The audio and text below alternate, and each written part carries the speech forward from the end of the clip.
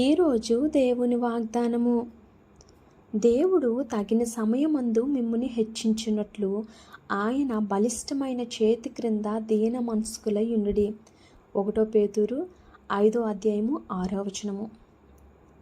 దేవుడు మన జీవితంలో ఒక వాగ్దానం ఇచ్చాడంటే ఆ వాగ్దానము తప్పకుండా నెరవేరుతుందని మనం ఎప్పుడైతే ప్రార్థన చేస్తామో ఆ వాగ్దాన ఫలాన్ని మనం అప్పుడు పొందుకుంటామండి.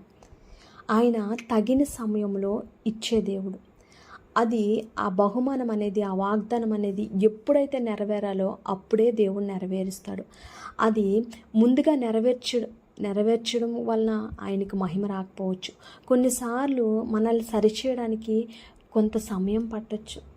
అందునిమిత్తము నువ్వు భయపడవలసిన అవసరం లేదు, బాధపడవలసిన అవసరం లేదు. కానీ దేవుడు నన్ను తగిన సమయంలో నాకు హెచ్చిస్తాడు.